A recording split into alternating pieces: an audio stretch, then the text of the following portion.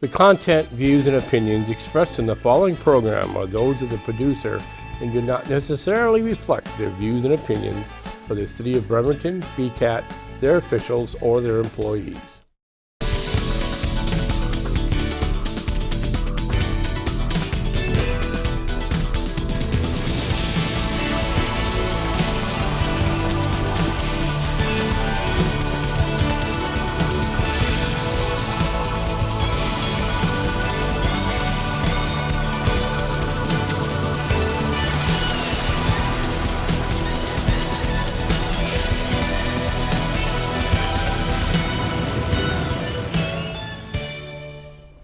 Hello, and once again, welcome to the Kitsap Literary Artists and Writers Creative Showcase.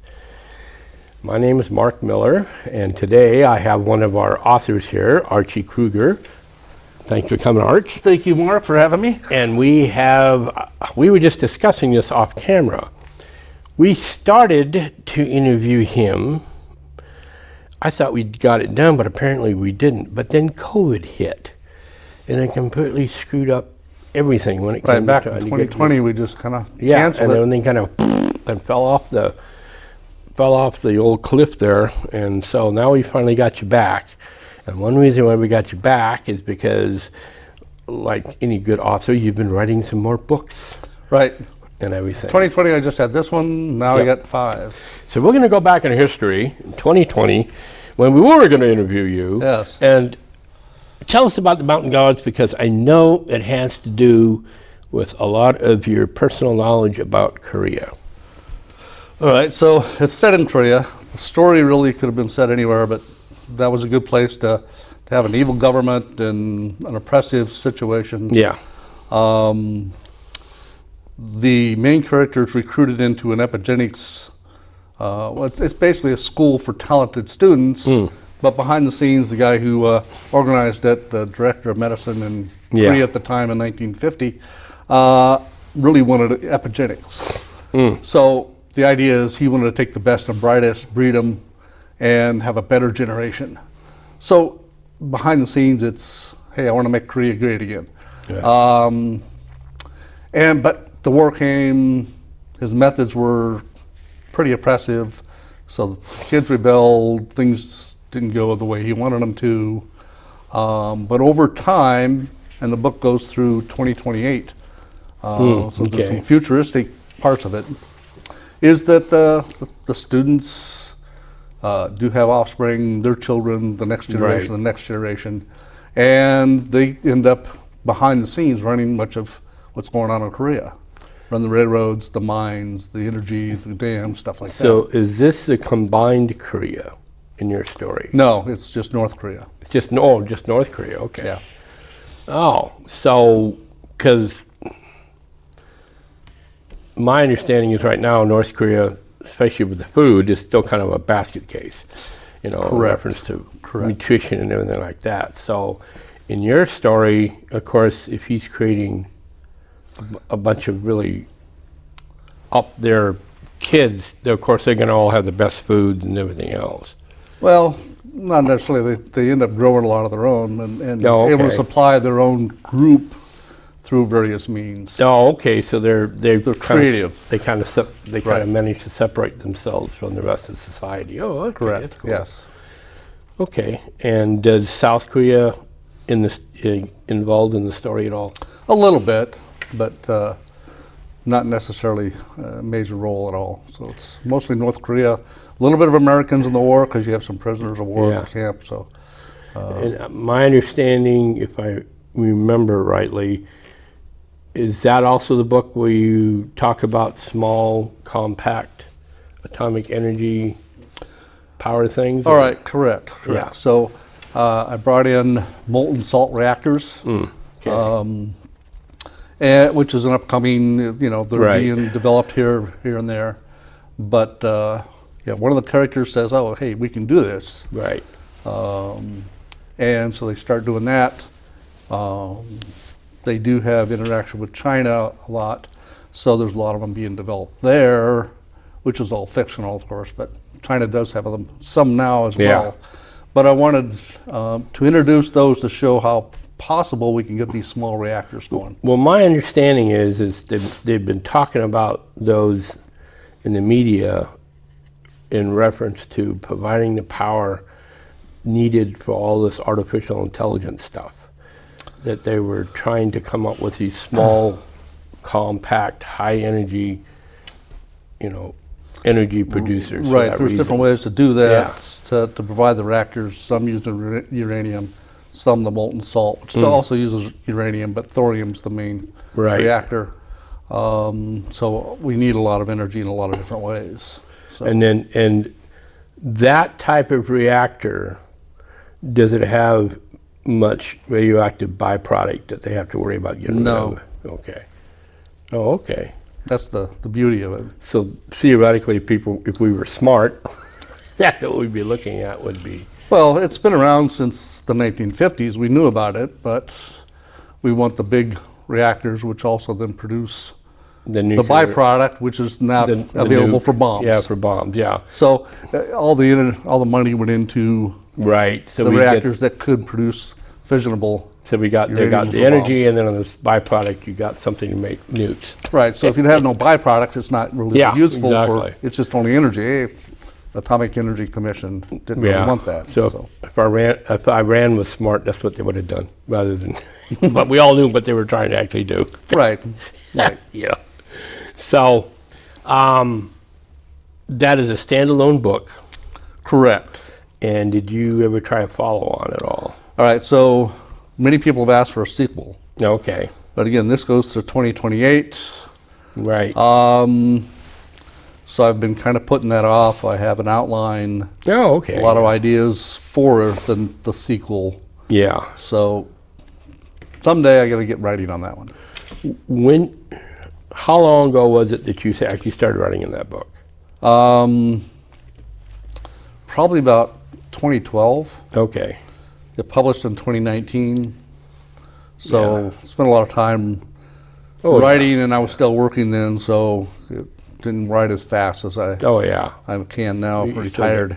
Yeah, if you have a full-time job, that definitely, I didn't really start writing until I started retired, because if you've got any type of job that is, especially if you got any type of job where people are calling you going, hey, we need you in here to help out, stuff, then it kind of screws things, trying to get things done.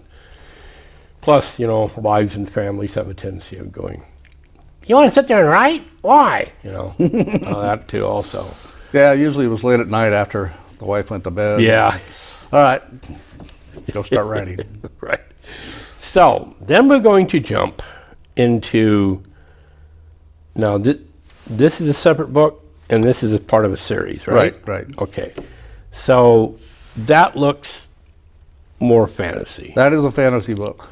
And what made you decide to go more from, I guess, sci-fi, futuristic to fantasy? There's a few ideas I had in my head that kind of were mulling over, because as authors, we always have these ideas going. And I had actually written little scenes of this book, 5-6 years ago, a few scenes of it, just because you have ideas, you put them down. All of a sudden you start writing. Yeah. And so then last year, after I finished the last in the series, the sci-fi, I got that published. I says, I'm going to go write. What interests me next is this came out, and it's got a few different things. One is partly a parody of sci-fi. So there's some some aspects that are kind of over the top.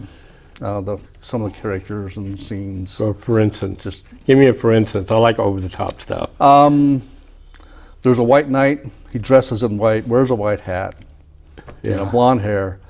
He's probably about 6'8". Yeah.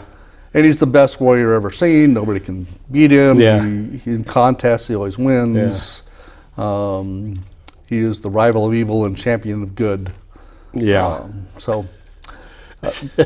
But he doesn't like to kill people. He avoids. He just disarms people. Yeah. Instead of actually killing anybody. Yeah. Because he's the rival of evil. And Yeah. that would be evil. So. But he's not that bright. That's that's his weakness. He's not the smartest cookie. Bulb in the bulb in the pack. But that's the kind of over the top. The main character, based off of Harry Anderson, who you remember can juggle and card tricks in the shell game, became the judge in Night Court. Yeah. But it's a street entertainers becomes the main character. Oh, okay. So kind of a change, over the top, crazy character. The one thing behind in the world that I created, always in the back of my mind, is what would a world with John Lennon's Imagine be? No heaven or hell, no religion, no countries to die for. Right. So, taking that as a basis, there is no religion, no. So morality is questionable. How do we define morality without heaven, hell, or illegal countries? Yeah.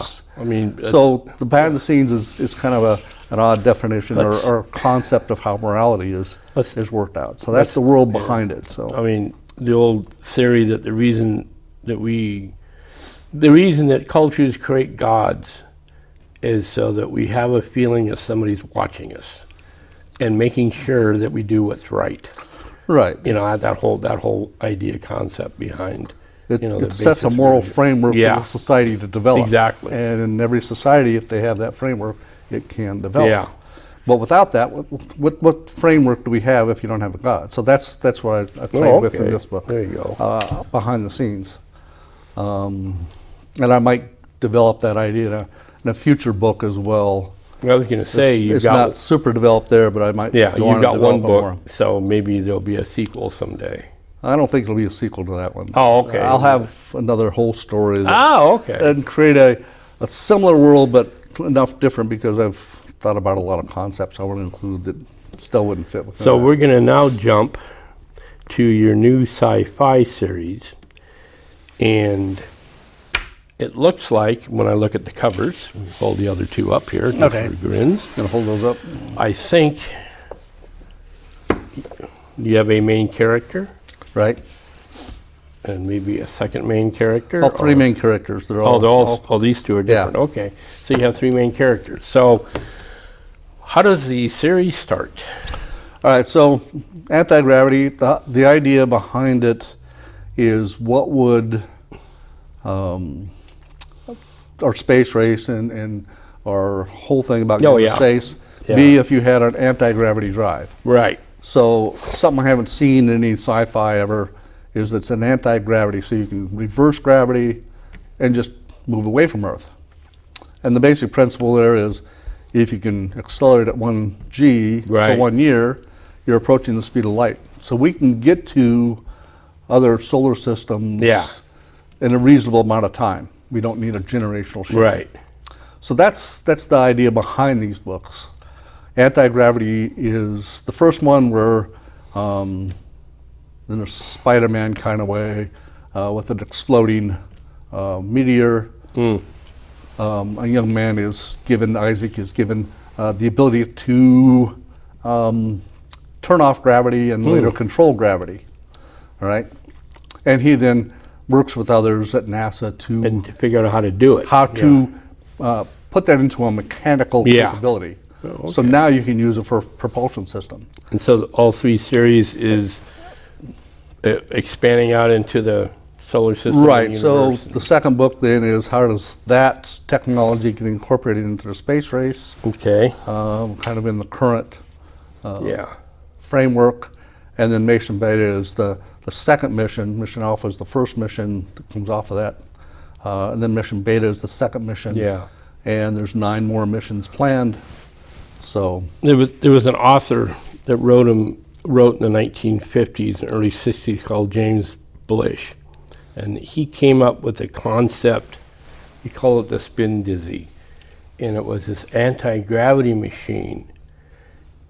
It didn't really propel things fast, but it could lift whole cities. So whole cities started going out into space, because in that way they could leave the Earth, tell everybody to go screw, we're going to have our own civilization, and float all the way through the universe. That was the whole idea. And so he called them cities in flight. And New York City was one of his main city characters that use the spin dizzies and leaves, Manhattan leaves. Yeah, that'd be great. Yeah, and so that was our whole idea was, what if you had some form of anti-gravity propulsion that made it cheap and easy to move large objects, right? Without having to, having chemical explosions and risk blowing up and all that jazz. So it sounds like, to a certain extent, but then you take it another step so that, they can go close to the speed of light, and so you are zipping around at the speed of light, Right, and there's a lot of hard science Yeah. in these books about gravity, so Yeah. being able to lift large objects is a little more difficult than Oh yeah. what I define in my book. So Yeah. Yeah. I don't go that far.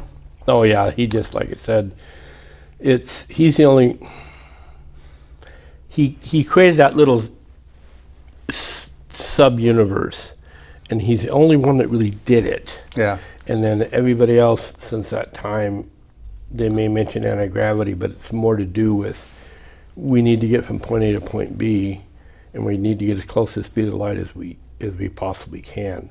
Then of course, then you go, now, I just saw another article the other day where the big collider over in Europe, what do they call it?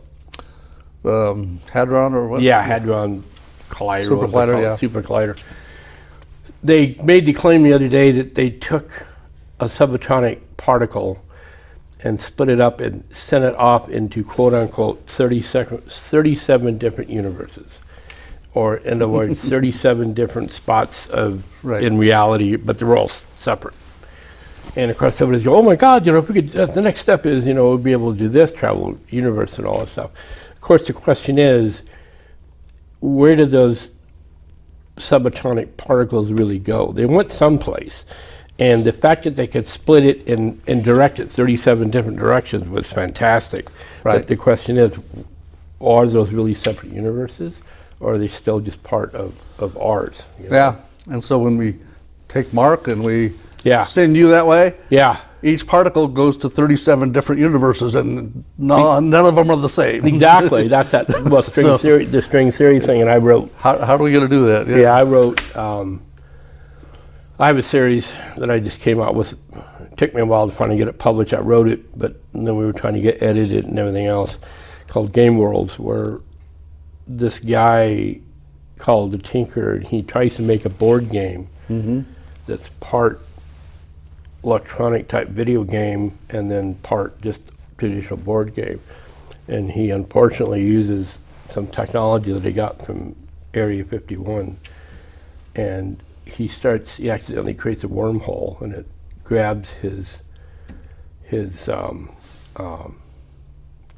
grandchildren, sister and brother, and zips them into this alternate Old West. And so that was the whole idea, was by pure accident, it's grabbing and throwing people at these different worlds. Right. And then all of a sudden, we discover the technology, because in the universe that happens in, Earth is becoming unstable.